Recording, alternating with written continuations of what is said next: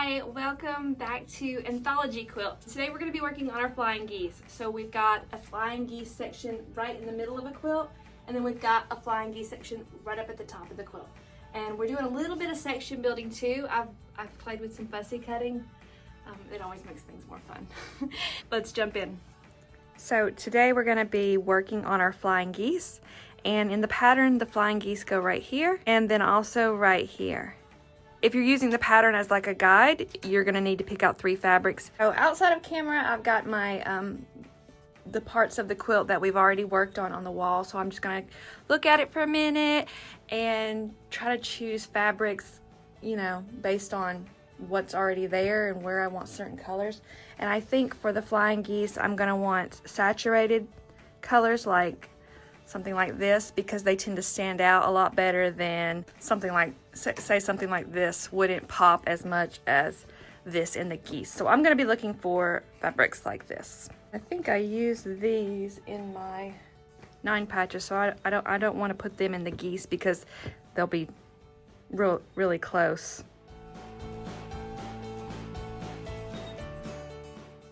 So I like this color. I'm not sure I'd have enough of that, but we could see. And I like this one.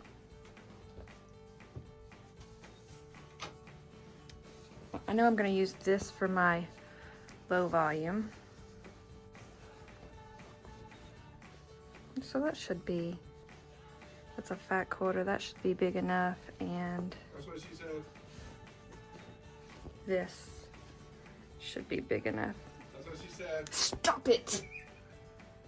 So I think I'm going to go with these 3 fabrics. Let me move all these. I think I'm going to go with these 3 fabrics here for my flying geese. So I'm going to get these pressed and cut, and then I'll meet you back here. I really love the way gold and peach go together.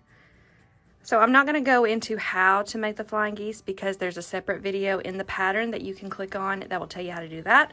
I'm just going to get my flying geese made and then show you. I've got all of my flying geese units done, and now we're going to put them into 2 different sections. So each section has 9 geese, just like this. So you'll end up with 2 extra geese that you can use for something else. And I've just kind of made them multicolored, so I put, you could do anything you wanted to here. You could do every other different color, but I'm just gonna stick with the pattern and do it like this. Next, we'll just sew all of these into 2 different sections. Here is my rows of geese. I'm gonna get these pressed. Aren't they looking good? I love flying geese like this. So I am going to, you wanna press flying geese towards their point, so this way. So I like to just turn it over. I want to give them a very gentle tug so I don't press any folds into the geese. So just kind of like this.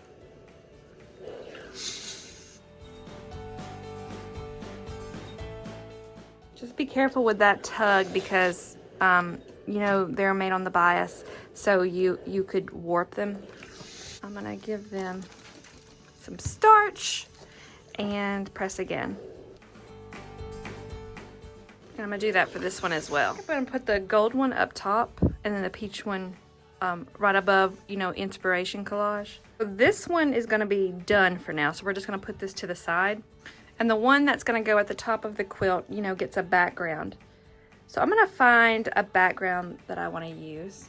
And I think I'm gonna find something that I can kind of fussy cut. So let me get back out my fabrics and try to find something. I think I want something, maybe this. So maybe that background square that's gonna go right here, maybe it's one of these blossoms. Maybe it looks like that. I think I would really like that. So I'm gonna go and cut out that background square. I think fussy cutting is so much fun. I just love getting to do it. All right, so this is the blossom that I want, this bigger one. This is gonna be a little bit too wide, but I'm gonna shrink it. So I'm just gonna do it just a little off-centered because I know that it's not 6.5 inches square. So I'm gonna cut this just a little off-centered so that I can center it up in a minute. Let me just, that's what I want it to look like.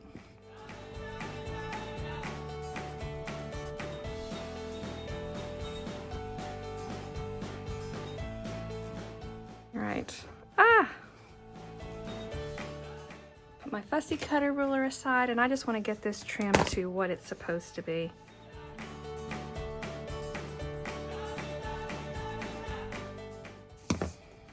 All right, and that's gonna be my little background rectangle. And it's gonna go right here. Okay, so I'm gonna sew this together. Give it a quick press and then press towards my background. I love it so much.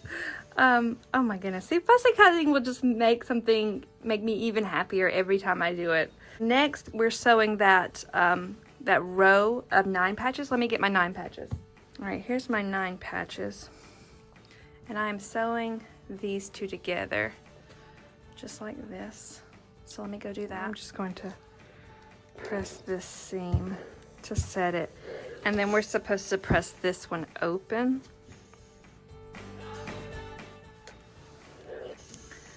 We are coming along. All right, and that is going to wrap up for this section.